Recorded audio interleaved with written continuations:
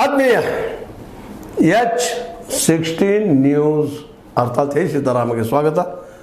ನಾನು ನಿಮ್ಮವ MI ಅಥವಾ ಮಲ್ಲಪ್ಪ ಜೋತಾವರ್. ಆತ್ಮೀಯರೇ, ನಮ್ಮ ರಮೇಶ್ ಕತ್ತಿಯವರು ಗೋಕಾಕ್ ಕ್ಷೇತ್ರಕ್ಕೆ ಬಂದು ಹೋದ ನಂತರ ಬೆಳವಣಿಗೆಗಳು ಆಲ್ರೆಡಿ ನಿಮ್ಗೆ ಹಿಂದಿನ ನಮ್ಮ ವಿಡಿಯೋದಲ್ಲಿ ಅದನ್ನು ನಿಮ್ಮ ಜೊತೆಗೆ ಚರ್ಚೆ ಮಾಡಿದ್ದೀನಿ. ಆ ಸಂದರ್ಭದಲ್ಲೇ ನಮ್ಮ ಡಾಕ್ಟರ್ ಮಾಂತೇಶ್ ಖರಾಡಿಯವರು ನಾವು ನಿಮಗೆ ಬೆಂಬಲಿಸ್ತೀವಿ, ನೀವು ಬನ್ನಿರಿ, ಈ ತಾಲೂಕಿನಲ್ಲೂ ನಿಮ್ಮ ರಾಜಕೀಯ ಅಸತ್ತು ಮಾಡಿರಿ ಅಂತ ಏನು ಕೇಳ್ಕೊಂಡಿದ್ದು ಸುದ್ದಿಕೊಂಡು ನೀವು ನೋಡಿದಿರಿ. ಅದು ಬಂದು ಹೋದ ತಕ್ಷಣ ಸಹಜವಾದ ಕ್ರಿಯೆ ಪ್ರತಿಕ್ರಿಯೆ. ಅದಕ್ಕೆ ಅನುಗುಣವಾಗಿ ಸಂಕೇಶ್ವರದಲ್ಲೇ ನಮ್ಮ ಸತೀಶ್ ಜಾರಕಿಹೊಳಿ ಅವರು ಉತ್ತರ ಕೊಡಲಿಕ್ಕೆ ನಾವು ಯಾಕೆ ಎಂಟ್ರಿ ಆಗ್ತಾಯಿದ್ದೀವಿ ಹುಕ್ಕೇರಿಯಲ್ಲಿ, ಮತ್ತು ಮೂಲತಃ ಇದು ನಮ್ಮ ದೇಶ, ನಮ್ಮ ರಾಜ್ಯ, ಎಲ್ಲಾದರೂ ನಾವು ನಿಲ್ಬೋದು ಅನ್ನೋಂಥ ಮಾತನ್ನು ಹೇಳಿದರು. ನಿಜವಾಗಿ ಒಳ್ಳೆಯ ಮಾತನ್ನು ಹೇಳಿದರು. ನೀವು 4 ದಿಕ್ಕಿಗೂ 4 ಜನ ನಿಂತು ನಮಗೇನು ಪರವಾಗಿಲ್ಲ ಅನ್ನುವಂಥ ಮಾತಾಡ್ತಾ ಒಂದಿಷ್ಟು ವ್ಯಂಗ್ಯ, ಒಂದಿಷ್ಟು ಅವರ ದೋಷಗಳನ್ನು ಟೀಕೆ ಮಾಡ್ತಾ ನಾವು ಬರ್ತೀವಪ್ಪ, ಕೆಲಸದ ಜನಸೇವೆ ಮಾಡಲಿಕ್ಕೆ ನಾವು ನಿಂತಿದ್ವಿ, ನಮ್ಮ ಕುಟುಂಬ ನಾವು ಕೆಲಸ ಮಾಡ್ತೀವಿ, ನೀವು ಈ ಹೇಳೋದ್ರೊಳಗೆ ನಾವು ಬಂದೆಲ್ಲ ನಮ್ಮ ಕೆಲಸ ಮಾಡ್ಕೊಂಡು ಹೋಗ್ತೀವಿ, ಭೇಟಿ ಆಗ್ತೀವಿ ಜನಸಾಮಾನ್ಯರಿಗೆ, ನಾವು ಬರೋರು ಅಂತೇಳಿ ಅಪ್ಪನಗೌಡ ಬಣ ಇದರ ಮೂಲಕ ನಾವು ಚುನಾವಣೆ ಇಲ್ಲಿ ಮಾಡ್ತೀವಿ. ಸೆಪ್ಟೆಂಬರ್ 28ಕ್ಕೆ ನೀವು ಇಲ್ಲಿ ಮತದಾರರು, ನಿಮಗೆ ನಿರಂತರ 24 ತಾಸು ವಿದ್ಯುತ್ ಕೊಡುವಂಥ ಕೆಲಸವನ್ನು ನಾವು ಈಗಾಗಲೇ ಆರಂಭ ಮಾಡಿದ್ದೀವಿ. ನೀವು ನಮಗೆ ಸಪೋರ್ಟ್ ಮಾಡಬೇಕು, ಗೆಲ್ಲಿಸಬೇಕು ನೆಲೆಯಲ್ಲಿ ಮಾತಾಡಿದರು. ಹೀಗಾಗಿ ಇದೊಂದು ರೀತಿ ರಣಕಾಳೆ ಉದ್ದಂಗೆ ಆಯಿತು, ಇಬ್ಬರ ಮಧ್ಯದಲ್ಲೇ ರಣಕಾಳೆ. ಇದ್ರ ಜೊತೆಗೆ ಹಿರಣ್ಯಕೇಶಿಯ ಬಗ್ಗೆ, ಈ ವಿದ್ಯುತ್ ಸಂಘದ ಬಗ್ಗೆ, ಇಲ್ಲಿ ಹಾನಿಯ ಬಗ್ಗೆ, ಹೌದು ಹಾನಿಯಾಗಿದೆ, 600 ಕೋಟಿ ರೂಪಾಯಿ ಹಾನಿಯಾಗಿದೆ, ಮಾಡಿದವರು ಯಾರು ಅಂತ ಪ್ರಶ್ನೆ ಮಾಡಿದಾಗುತ್ತೆ. ಇದಕ್ಕೆಲ್ಲ ಕಾರಣ ರಮೇಶ್ ಕತ್ತಿ ಅವ್ರ ಕುಟುಂಬ ಅನ್ನೋ ಮಾತಾಡಿದಾರ. ಹೌದು, ಮತ್ತು ಅವರ ಕೈಯಲ್ಲಿತ್ತದು ಹಿರಣ್ಯಕೇಶಿ ಅಥವಾ ಹೀರಾ ಶುಗರ ಅವರ ಮಾಡಿರ್ಬೇಕು, ಅವ್ರ ಮೇಲೆ ಆರೋಪ ಬರುವಂಥದ್ದು. ಅಲ್ಲಿ ಯಾರೋ ಜಯಶಂಕರ್ ಸನದಿ ಇರ್ಬೋದು, ಮತ್ತಾರು ಇರ್ಬೋದು, ಅವ್ರ ಕಡೆ ಇದ್ದಂಥ ಜನ, ರಮೇಶ್ ಕತ್ತಿ ಅವ್ರ ಪರ ಇದ್ದಂಥ ಜನ ಇವ್ರ ಹೆಸರು ಮೇಲೆ ಏನೇನು ಮಾಡಿದ್ದಾರೆ ಅನ್ನೋ ಮಾತನ್ನು ಆರೋಪಗಳಲ್ಲಿ ಮಾಡಿದರು. ಅವ್ರಿಗಿಂತ ಮುಖ್ಯ ಇದಕ್ಕೆಲ್ಲ ಕಾರಣಕರ್ತ ನೀವು ಸರಿಯಾಗಿ ಕೊಟ್ಟಿದ್ದಾಗ ಎಲ್ಲ ಆಗ್ಯದಪ್ಪ, ಇದಕ್ಕೆ ಯಾರು ಜವಾಬ್ದಾರಿ, ಇದಕ್ಕೆಲ್ಲ ಉತ್ತರ ಕೊಡಬೇಕು, ಅದಕ್ಕೆ ನಾವು ಎನ್ಕ್ವೈರಿ ಹಾಕ್ತೀವಿ ಅನ್ನೋ ಮಾತನ್ನು. ವಿದ್ಯುತ್ ಸಂಘದಲ್ಲಿ ಹಾನಿ ಆಗ್ಯದ, 30 ವರ್ಷಗಳಲ್ಲಿ ನೀವು ಒಂದು ಟಿ ಸಿ ಕೊಡಿಸ್ಲಿಕ್ಕಾಗಲಿಲ್ಲ. ನಾವು 5 ತಿಂಗಳಲ್ಲಿ ನಮ್ಮ ಕೆಲಸ ನಮಗೆ ಹೆಚ್ಚು ಮಾಡ್ತಾಯಿದ್ದೀವಿ, ನಿರಂತರ ವಿದ್ಯುತ್ ಮಾಡ್ತಾಯಿದ್ದೀವಿ. ಇದು ನಮ್ಮ ಜನರಿಗೆ ಬೇಕಂತ ಸೇವೆ, ಜನಸೇವೆ ನಾವು ಮಾಡ್ಲಿಕ್ಕೆ ಬಂದಿದ್ದೀವಿ.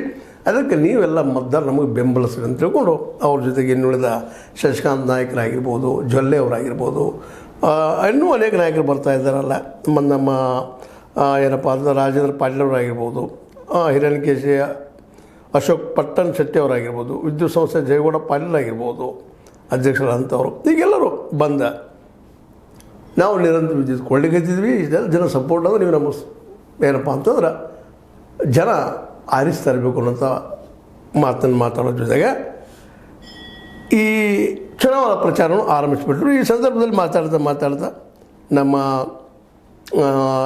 ಈ ಸತೀಶ್ ಅವರು ಮಾರ್ಗದರ್ಶಿಯಾಗಿದ್ದ ಸಂಕೇಶ್ವರದ ಹಿರಣ್ಯಕೇಶಿ ಸಕ್ಕರೆ ಕಾರ್ಖಾನೆ ಹಾಗೂ ಹುಕ್ಕೇರಿ ತಾಲೂಕು ಗ್ರಾಮೀಣ ವಿದ್ಯುತ್ ಶಕ್ತಿ ಸಹಕಾರ ಸಂಘಗಳು ಕಳೆದ 30 ವರ್ಷಗಳಿಂದ ಕತ್ತಿ ಕುಟುಂಬದ ಆಡಳಿತದ ಅವಧಿಯಲ್ಲಿ ಹಾನಿ ಅನುಭವಿಸಿ ಕೋಟ್ಯಾಂತರ ರೂಪಾಯಿಗಳ ಸಾಲ ಮಾಡಿಕೊಂಡಿವೆ ಅನ್ನೋ ಆರೋಪ ಮಾಡಿದ್ರು. ಮತ್ತು ಸತ್ಯದ ಸಾಲಾಗಿ ಸುಳ್ಳೇನಲ್ಲ, ಈಗಾಗಲೇ ಸಾಲ ಸಲುವಾಗಿನ ಅದನ್ನು ಪ್ರೈವೇಟ್ದಲ್ಲಿ ಕೊಡಬೇಕು, ವಾಲಿ ಕೊಡಬೇಕು, ಏನೋ ಚರ್ಚೆ ಬಂದ ಕೊನೆಗೆ ಜೊಲ್ಲೆ ಅವರು ದುಡ್ಡು ಹಾಕಿ ನಂತರ ಜೊಲ್ಲೆ ಅವರು ನಾವು ಮಾಡ್ತೀವಿ ಅಂತೇಳಿ AB ಪಾಟೀಲ್ ಮತ್ತು ನಮ್ಮ ರಮೇಶ್ ಕತ್ತಿ ಅವರು ಮುಂದೆ ಹೋದಾಗ ಅದು ಅಲ್ಲಿಯ ನಿರ್ದೇಶಕರು ಇವ್ರಿಗೆ ಬಂದು ನಂತರ ಮತ್ತೆ ದುಡ್ಡು ಕೊಡೋದು ಡೇಟ್ ತಕ್ಕ ಮತ್ತು ಜೊಲ್ಲೆ ಅವರು ಬೆನ್ನತ್ತಿ ಅವ್ರು ಹೋಗಿದ್ದು ಎಲ್ಲ ಇವು ಸಾಕ್ಷಿಗಳಿವೆಲ್ಲ ಹಾನಿ ಆಗ್ಯದಪ್ಪ ಇದು ಅನ್ನೋದಕ್ಕೆ. ಹೀಗಾಗಿ ಈಗ ಈ ಒಂದು ನಿರ್ಣಾಯಕ ಘಟ್ಟಕ್ಕೆ ಬಂದಂಥದ್ದು ಚುನಾವಣೆ ನಿಶ್ಚಿತ ಹುಕ್ಕೇರಿ.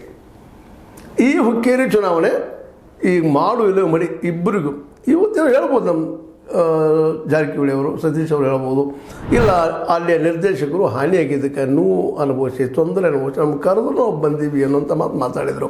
ಅದು ನಿಜ ಇರ್ಬೋದು. ಯಾಕಂದರೆ ಈಗಾಗಲೇ ನಿರ್ದೇಶಕರ ಜೊತೆಗಿದ್ದಾರೆ, ವಿದ್ಯುತ್ ಸಂಘ ಇವ್ರ ಕೈಯಲ್ಲದ, ಈಗ ಹಿರಾನು ಅವ್ರ ಕೈಯಲ್ಲದ, ಅಂದಾಗ ನಮ್ಮ ನೇತೃತ್ವದಲ್ಲಿ ಬಾಲಚಂದ್ರ ಅವ್ರ ನೇತೃತ್ವದಲ್ಲಿ ನಾವು ಮಾಡ್ತಾ ಇದ್ದೀವಿ ಅನ್ನೋ ಮಾತು ಹೇಳೋರಲ್ಲ. ಈ ಜನ ಅಲ್ಲಿಯ ನಿರ್ದೇಶಕರು ಅವ್ರು ವಿರೋಧವಾಗಿ ನಿಂತಿದ್ದಾರೆ, ಇವರು ದಬ್ಬಾಳಿಕೆ ನಿಂತಿದ್ದಾರೆ. ಇವರೊಬ್ಬ ಸರ್ವಾಧಿಕಾರಿ ರಮೇಶ್ ಕತ್ತಿ ಅನ್ನುವಂಥ ಮಾತು ಸಹಿತ ಅವರು ತಮ್ಮ ಭಾಷಣದಲ್ಲಿ ವ್ಯಕ್ತಪಡಿಸಿದರು. ಈ ಒಂದೆಲ್ಲ ನೆಲೆಗಟ್ಟಿನಲ್ಲ ಇವತ್ತು ರಮೇಶ್ ಕತ್ತಿ ಅವ್ರ ಮುಂದೆ ಅಥವಾ ಕತ್ತಿ ಕುಟುಂಬದ ಎದುರ ದೊಡ್ಡ ಸವಾಲನ್ನು ತಂದಿಟ್ಟಿದ್ದಾರೆ. ಈಗ ನಿಶ್ಚಿತವಾಗಿಯೂ ಏನು ಮಾಡಬೇಕು ಅನ್ನೋದು ರಮೇಶ್ ಕತ್ತಿ ಅವರೇ ಆಲ್ರೆಡಿ ಈಗಾಗಲೇ ಮುನ್ಸೂಚನೆ ಕೊಟ್ಟಿದ್ದಾರೆ. ಗೋಕಾಕ್ ಬಂದರು, ಇಲ್ಲಿಯ ಮಹಾಲಕ್ಷ್ಮಿಗೆ ಭೇಟಿಯಾದರು, ಭೇಟಿಯಾಗೋ ಜೊತೆಗೆ ಇಲ್ಲಿಯ ಜಾರಕಿಹೊಳಿಯವರ ತಥಾಕಥಿತ ವಿರೋಧಿಗಳಿಗೆ ಭೇಟಿಯಾದರು, ಅವರ ಸಲಹೆ ಸೂಚನೆ ಪಡ್ಕೊಂಡ್ರು, ಹೋಗಿದ್ದಾರೆ. ಇದರಿಂದ ಸಹಜವಾಗಿ ಎರಡೂ ಕ್ಷೇತ್ರಗಳು ಹುಕ್ಕೇರಿ ಮತ್ತು ಗೋಕಾಕ್ ಕ್ಷೇತ್ರದಲ್ಲ ಒಂದು ಈ ಚುನಾವಣಾ ರಂಗದಲ್ಲಿ ಹೊಸ ಒಂದು ಬೆಳವಣಿಗೆ ಆಗ್ತಾಯಿದೆ ಅನ್ನೋದು ಅಷ್ಟ ಸತ್ಯದ. ಈ ನೆಲೆಗಟ್ಟಿನಲ್ಲೇ ಇವತ್ತು ರಮೇಶ್ ಕತ್ತಿ ಅವರು ಈ ಹಾನಿಗೆ ಮಾಡಿದವರು ಯಾರು, ಈಗಿನ ಜಯಸಿಂಗ ಸನದಿ ಅನ್ನೋಂಥವ್ರು ಅಷ್ಟೇ ಮಾಡಿದರು, ಮತ್ತು ಯಾರಿದ್ದಾರೋ ಸುಜಯ್ ಅಂತಿನ ಸುರೇಶ್ ಅನ್ನೋರಂಥವ್ರು ಮಾಡಿದ್ರಂಥ ಮಾತನ್ನು ನಮ್ಮ ಸತೀಶ್ ಅವ್ರು ಮಾತಾಡಿದ್ರು ಅವ್ರ ಭಾಷಣದಲ್ಲೇ. ಹೀಗಾಗಿ ಇವೆಲ್ಲದಕ್ಕೂ ಇವತ್ತು ಕತ್ತಿ ಅವರು ಉತ್ತರ ಕೊಡಬೇಕಾಗಿಲ್ಲ. ಈ 600 ಕೋಟಿ ರೂಪಾಯಿ ಎಲ್ಲಿ ಹೋದವು ಮತ್ತು ಇಲ್ಲಿವರೆಗೆ ಈ ವಿದ್ಯುತ್ ಸಂಘ ಯಾಕೆ ಲಾಭದಲ್ಲಿ ಬರಲಿಲ್ಲ, ಎಲ್ಲರಿಗೂ ಯಾಕೆ ವಿದ್ಯುತ್ 24 ತಾಸು ಸಿಗಲಿಲ್ಲ, 24 ಗಂಟೆ ಸಿಗಲಿಲ್ಲ ಅನ್ನೋದು ಉತ್ತರನೂ ಕೊಡಬೇಕಾಗಿಲ್ಲ. ಯಾಕಂದ್ರೆ ಇನ್ನು ಅವರಂತೂ ಸ್ಪಷ್ಟ ಮಾಡಿಬಿಟ್ಟಿದ್ದಾರೆ. ಒಂದು ಮಾತನ್ನು ಮಾತಾಡಿದ್ರು, ಭಾಳ ಒಳ್ಳೆಯ ಮಾತು ಮಾತಾಡಿದರು ಸತೀಶ್ ಅವರು.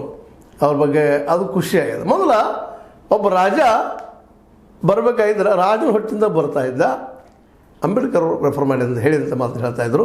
ಇನ್ನು ಮೇಲೆ ರಾಜ ಬ್ಯಾಲೆಟ್ ಪೇಪರಿಂದ ಬರ್ತಾನೆ ಅನ್ನುವಂಥ ಮಾತನ್ನು ಅದು ಪ್ರಜಾಪ್ರಭುತ್ವ ಬರ್ತಾರೆ.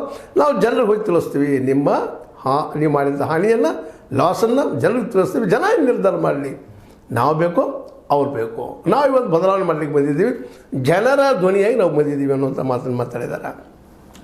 ಹೀಗಾಗಿ ಇದು ರಮೇಶ್ ಕತ್ತಿ ಅವ್ರ ಮುಂದಿದ್ದಂಥ ದೊಡ್ಡ ಚಾಲೆಂಜ್. ರಮೇಶ್ ಕತ್ತಿ ಮತ್ತು ಎ ಬಿ ಪಾಟೀಲ್ ಇಬ್ಬರಿಗೂ ಇದು ಚಾಲೆಂಜ್. ಇನ್ನು ಅವ್ರು ಇದನ್ನು ಯಾವ ರೀತಿಯಾಗಿ ಇದಕ್ಕೆ ಉತ್ತರ ಕೊಡ್ತಾರಾ, ಏನು ಮಾಡ್ತಾರಾ ಅನ್ನೋ ಸಹಿತ ಈಗ ಅಷ್ಟೇ ಕುತೂಹಲ ಅದ. ಯಾಕಂದ್ರೆ ಇಲ್ಲೇ ಸೂಕ್ಷ್ಮ ವಿಚಾರ ಮಾಡಿದಾಗ ಅವರು ತಯಾರಿದ್ದಾರೆ, ಇದಕ್ಕೆಲ್ಲ ಉತ್ತರ ಕೊಡೋಕ್ಕೆ ತಯಾರಿದ್ದಾರೆ ಅಂತ ನನಗೆ ಅನ್ನಿಸ್ತದ. ಯಾಕಂದ್ರೆ ಈಗ ಅವರು ಅಂದರೆ ಈಗ ಜಾರಕಿಹೊಳಿಯವರು ಅವ್ರ ದೋಷಗಳನ್ನ ಹೇಳಿದರು, ಇನ್ನು ಇವ್ರ ದೋಷಗಳು ಅವರು ಹೇಳ್ಬೋದಲ್ಲ, ಹೇಳೋದಿರಲಿಕ್ಕೆ ಸಾಧ್ಯ ಇಲ್ಲ. ಈಗಾಗಲೇ ಒಂದು ಮಾತನ್ನು ಏನು ರಮೇಶ್ ಕತ್ತಿ ಅವರು ಅಥವಾ ಅವರ ಹಿಂಬಾಲಕರು ಬೆಂಬಲಿಗರು ಹೇಳ್ತಾ ಇದ್ದಾರೆ ಅನ್ನೋ ಮಾತನ್ನು ಏನಪ್ಪ ಅಂತಂದ್ರೆ ಅವ್ರು ಬಂದ್ರೆ ಅಂದರೆ ಜಾರಕಿಹೊಳಿ ಸಹೋದರರು ಬಂದ್ರಪ್ಪ ಅಂದ್ರೆ ನಾಯಿ ಹಿಟ್ಟಿಚ್ಚಿಲ್ಲ ಹರಿದಂಗೆ ಮಾಡ್ತಾರೆ ಅಂತ ಅವ್ರು ರೆಫರ್ ನಮ್ಮ ಸತೀಶ್ ಅವರು ಮಾಡಿದರು. ಈಗ ಹೀರಾದಾಗ ಏನು ಮಾಡಿದ್ರು ಇವರು ಅಂತ ಅವ್ರು ಪ್ರಶ್ನೆ ಮಾಡಿದ್ದಾರೆ. ಅಂದರೆ ಇದರ ಅರ್ಥ ಇದು ಇಷ್ಟು ಸುಲಭವಾಗಿ ಬಗೆಹರಿಯುವಂಥದ್ದಲ್ಲ, ಇದು ಇನ್ನೂ ದೀರ್ಘವಾಗಿ ಹೋಗುವಂಥದ್ದು ಅನ್ನೋದನ್ನು ಅವ್ರ ಮಾತುಗಳಿಂದಲೂ ವ್ಯಕ್ತ ಆಗುವಂಥದ್ದು. ಆಲ್ರೆಡಿ ಪ್ರಚಾರ ಸ್ಟಾರ್ಟ್ ಮಾಡಿದ್ದಾರೆ. ಜಾರಕಿಹೊಳಿ ಕುಟುಂಬದವರು ಅಥವಾ ಇವರು ರಾಜಕೀಯ ಏನನ್ನು ಮಾಡಿದ್ದಾರೆ ಈ ಭಾಗದಲ್ಲಿ ಅನ್ನೋದನ್ನು ಅಲ್ಲಿ ಪ್ರಚಾರ ಮಾಡ್ತಾ ಇದ್ದಾರೆ. ಅಂದ್ರೆ ಅವ್ರು ನೀವು ತಂದ್ರೆ ಇವು ಎಲ್ಲ ಬಂದಾಗ ಹೋಗ್ತಾವೆ. ಅಟ್ಲೀಸ್ಟ್ ಈಗ ಹೇಳುವಂಥ ಒಂದು 600 ಕೋಟಿ ರೂಪಾಯಿ ನಾವು ಸಾಲ ಅಷ್ಟೇ ಮಾಡಿರ್ಬೋದು, ಇದು ಪೂರ್ತಿ ಹೋಗ್ತಿದ್ದೆ ಅನ್ನೋಂಥ ಮಾತನ್ನು ಅವರು ಮಾತಾಡಲಿಕ್ಕೆ ಶುರು ಮಾಡಿದ್ದಾರೆ ಅನ್ನೋದನ್ನು ನಾವು ಸತೀಶ್ ಅವ್ರ ಮಾತುಗಳಿಂದ ಗುರುತ ಮಾಡಬೇಕಾಗಿದೆ ಅವತ್ತನ್ನು. ಅಂದರೆ ಒಟ್ಟಾರೆಯಾಗಿ ಈಗ ಸತೀಶ್ ಅಥವಾ Jarkiholi versus Katti and A B Patil ಮಧ್ಯದಲ್ಲಿ ಇನ್ನು ಜೋರಾಗುವಂಥ ಎಲ್ಲ ಸಾಧ್ಯತೆಗಳಿದ್ದಾವೆ. ಇದರಿಂದಾಗಿ ಸಹಜವಾಗಿ ಇಲ್ಲಿ ಒಂದು ಮಾತನ್ನು ಗಮನಿಸಬೇಕಾಗಿದ್ದು, ಭಾಳ ಉತ್ತಮವಾದ ಮಾತನ್ನು ಸತೀಶ್ವರು ಮಾತಾಡಿದರು. ಇಲ್ಲಿ ಜನ ನಿರ್ಧಾರ ಮಾಡಬೇಕು, ಮತದಾರರು ನಿರ್ಧಾರ ಮಾಡಬೇಕು. ಯಾಕಂದ್ರೆ ನಿಮ್ಮ ರಾಜ ನಿಮ್ಮ ಆಡಳಿತ ಮಾಡುವ ನಿಮ್ಮಲ್ಲಿಂದ ಬರ್ತಾನೆ ಅನ್ನುವಂಥ ಅಂಬೇಡ್ಕರ್ ಅವರು ಹೇಳಿ ಮಾತನ್ನು ರೆಫರ್ ಮಾಡಿದ್ದಾರೆ. ಇನ್ನು ಅಲ್ಲಿ ಜನಕ್ಕೆ ಬಿಟ್ಟಂಥದ್ದು. ಯಾಕಂದರೆ ಈ ನಿರ್ದೇಶಕರಾದವರು ಸಹಿತ ಎಲ್ಲರಿಗೂ ಇದ್ದವರೆಲ್ಲರೂ ಪ್ರಾಮಾಣಿಕರು ಅಂತ ಹೇಳೋಕ್ಕಾಗೋದಿಲ್ಲ. ಅದೇ ಕಾಲಕ್ಕೆ PKPS ಸೆಕ್ರೆಟರಿಗಳೆಲ್ಲ ಪ್ರಾಮಾಣಿಕರು ಅಂತ ಹೇಳೋಕ್ಕಾಗೋದಿಲ್ಲ. ಅಲ್ಲಿ PKPS ಸದಸ್ಯರನ್ನ ಅದ್ರದ್ದಾಗಿರ್ಬೋದು, ಇಲ್ಲಿ ಇದರ ಸದಸ್ಯರು ಇವರು ನಿರ್ಧಾರ ಮಾಡುವಂಥದ್ದು. ಯಾಕಂದರೆ ಈಗ ಇವ್ರ ಕಡೆಯಿಂದ ಇಲೆಕ್ಷನ್ಗೆ ರೆಡಿ, ಅವ್ರ ಕಡೆಯಿಂದ ಇಲೆಕ್ಷನ್ಗೆ ರೆಡಿ, ಇವರಿಬ್ಬರಲ್ಲಿ ಯಾರು ಪ್ರಾಮಾಣಿಕರು ಅನ್ನೋದು. ಅದ್ರ ಜೊತೆಗೆ ರೈತರು ಅಲ್ಲಿದ್ದಾರೆ. ಈ ಶಶಾಂತ್ ನಾಯಕರಂತೆ ಇವ್ರ ಜೊತೆ ಕಾಣಿಸ್ಕೊಂಡಿದ್ದಾರೆ ಇವತ್ತು. ಅವರು ಅಲ್ಲದ ಮತ್ತು ಇನ್ನೂ ಅನೇಕ ರೈತರಿದ್ದಾರೆ. ಆ ರೈತರು ಅಲ್ಲಿಂದ ಅವ್ರು ಪ್ಯಾನಲ್ ಆಗ್ಬೋದು ಅಂತ ಹೇಳಲಿಕ್ಕೆ ಸಾಧ್ಯ ಇಲ್ಲ. ಆದರೆ ರೈತರ ಪರಿಸ್ಥಿತಿ ಏನಾಗಿದೆಪ್ಪ ಅಂತಂದ್ರೆ ಈ ಜನಕ್ಕೆ ಈ ಇವತ್ತು ಇಲೆಕ್ಷನ್ ಅದಲ್ಲ, ದುಡ್ಡು ಹಣ ಬಲ ತೋಳ್ಬಲ ನಾವು ಕರ್ಕೊಳ್ತೀವಿ, ಅದು ಇಲ್ಲ ನಮ್ಮ ಬಡ ರೈತನೆಲ್ಲ. ಹೀಗಾಗಿ ಇವರಲ್ಲಿ ಯಾರು ಸಜ್ಜನರು ಒಳ್ಳೆಯವರು ಯಾರು ಅನ್ನೋ ಆಯ್ಕೆ ಮಾಡುವಂಥದ್ದು. ಅಂಬೇಡ್ಕರ್ ಅವರು ನಿಮಗೆ ಕೊಟ್ಟಿದ್ದಾರೆ, ನಮ್ಮ ಸತೀಶ್ ಅವರು ಹೇಳಿದ್ದಾರೆ.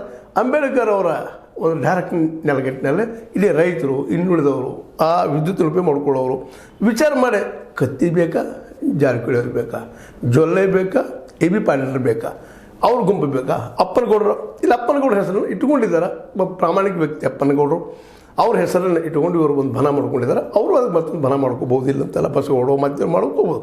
ಆದರೆ ಇಲ್ಲಿದ್ದಂಥವ್ರು ಯಾರಪ್ಪ, ಯಾರ್ಯಾರ ನೇತೃತ್ವ, ಒಂದು ಕಡೆ ಕತ್ತಿ ಅವ್ರದ್ದು ಮತ್ತು ಎ ಬಿ ಪಾಟೀಲ್ ನೇತೃತ್ವ, ಇನ್ನೊಂದು ಕಡೆ ಜೊಲ್ಲೆ ಮತ್ತು ಜಾರಕಿಹೊಳಿ ಅವರ ನೇತೃತ್ವ, ಇವರಲ್ಲಿ ಯಾರು ಹಿತವರು ಅನ್ನೋದನ್ನು ಅಲ್ಲಿಯ ಈ ಮತದಾರರು ಯೋಚನೆ ಮಾಡುವಂಥದ್ದು.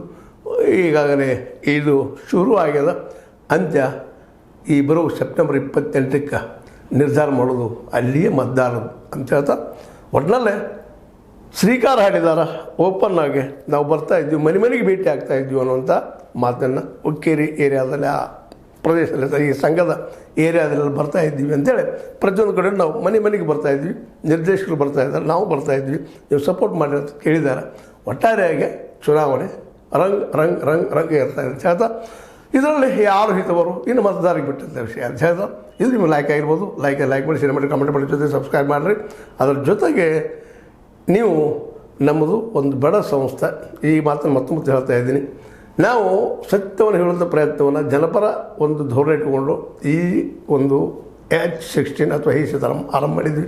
ತಮ್ಮ ತನುಮನ ಧನದ ಸಹಾಯ ಇದಕ್ಕೆ ಇರಲಿ ಅಂತ ಹೇಳ್ತಾ ನಮಗೆ ಸಹಾಯ ಸಹಕಾರ ಮಾಡಿರಿ. ನಿಮ್ಮ ಧ್ವನಿಯಾಗಿ ನಾವು ಇರ್ತೀವಿ, ನಮಗೆ ನೀವು ಧ್ವನಿ ಕೊಡ್ರಿ ಮತ್ತೊಮ್ಮೆ ಹೇಳ್ತಾ H16 ನ್ಯೂಸ್ ಅರ್ಥಾತ್ ಹೇ ಸೀತಾರಾಮ್ ಇದು ಸತ್ಯದ ಕೈಗಳಲ್ಲಿ ವಂದನೆಗಳು, ನಮಸ್ಕಾರಗಳು.